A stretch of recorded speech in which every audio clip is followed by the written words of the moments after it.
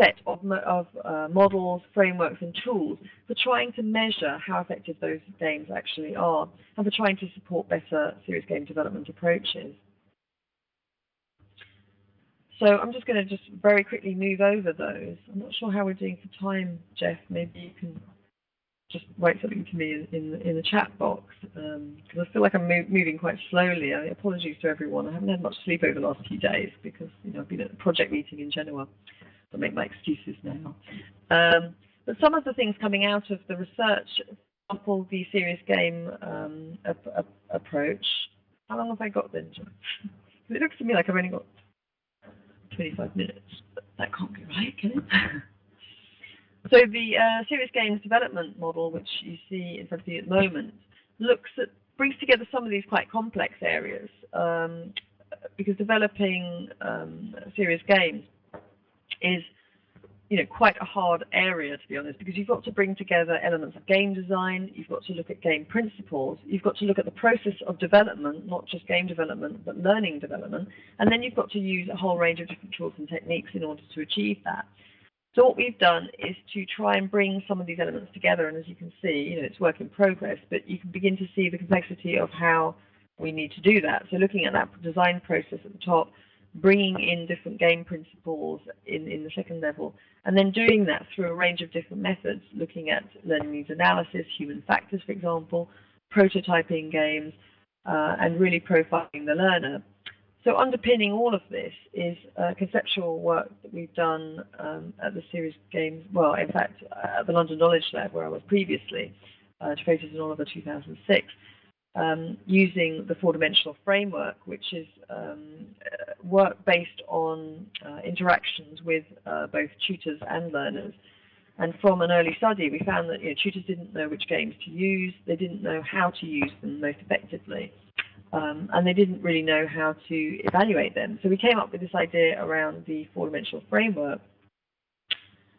And here we have 3 dimensions: the learner dimension, the pedagogic dimension, representation, and context. So the idea around profiling, for example, the learner, finding out about, for example, their ICT competencies, whether they were used to gameplay, all the kind of work that we saw earlier that we've done with the nurses and ambulance workers, was really a critical aspect of that design process, but also the evaluation process as well. And we've used this model both to design games and to select games and to evaluate games. So it's actually turned out to be quite useful. So we've been trying to break it for 4 or 5 years, and it still seems to be working. But we really do welcome other people testing this model out themselves. The pedagogic models obviously are critical for learning. We need to think about what kinds of learning theories are needed. Do we need to use associative, cognitive, or situative processes to underpin the learning? And what we found in a study with myself and Professor Terry Mays in the UK was that this area around situative or social learning was very much an area where there was very little learning theory, and so we could begin to see that this was an area which really needed to expand, and that's something which I think we are seeing at the moment, and we will continue to see over the next 5 years.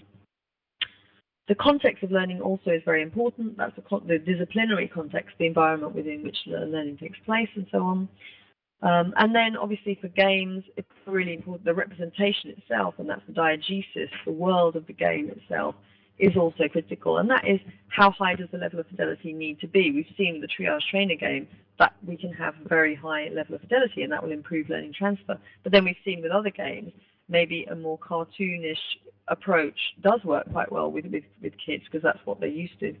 Then how high do the levels of interactivity need to be? We think you need to have a lot of interaction, and that interaction is part of this idea around feedback, which is critical to assessment, of course.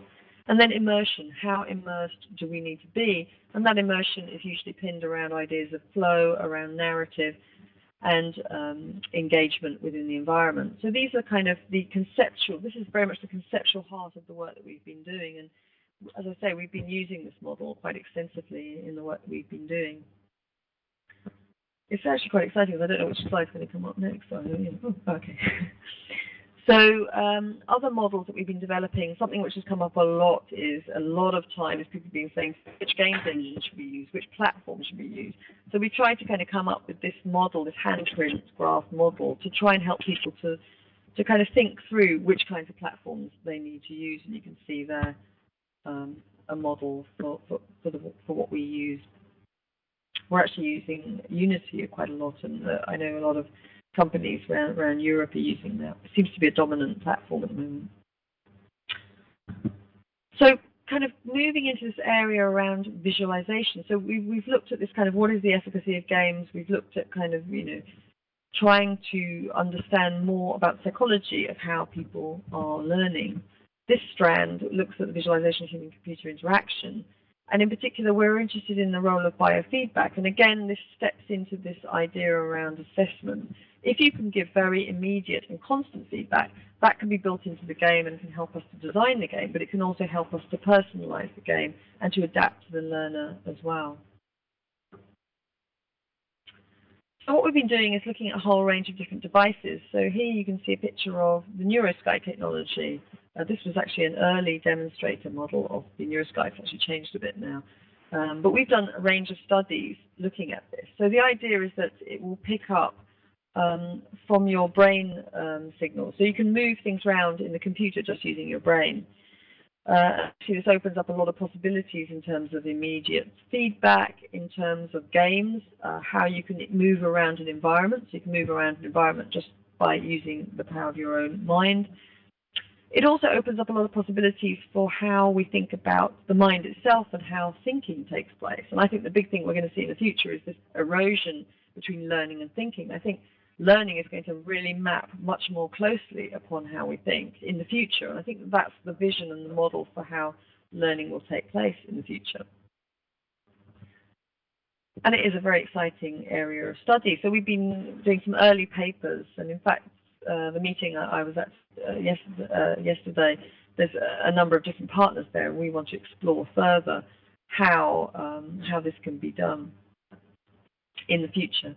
So we've been doing some testing using BCIs, or brain-computer interface devices, looking at attention levels, looking at how you can use virtual environments using them. And there's a reference to one of our studies. I'm not going to talk too much about this because we've still got quite a lot to get through.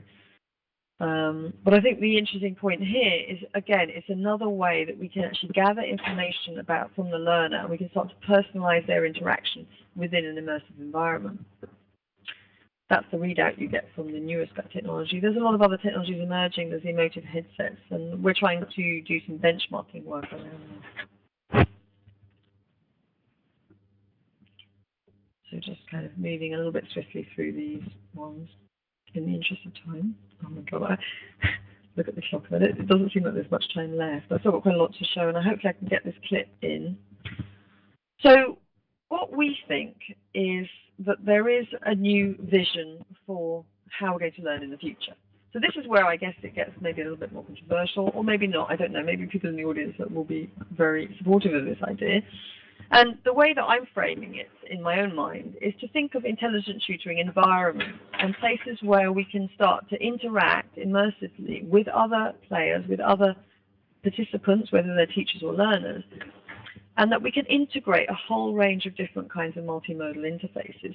So we can begin to use our brain waves, we can use touch, we can use through haptics, we can begin to layer information and data sets, and we can begin to create much more layered and textured environments. So what we've been doing is using the Rome Reborn model, which is a model of a very large model of ancient Rome, 340 AD, as a kind of testbed area for learning. Now, this is where my colleague, Matthew, hopefully is going to be able to help us by showing the video. I hope that you will be able to see that at some stage. Probably for me it will take a few more seconds because of the slow upload time.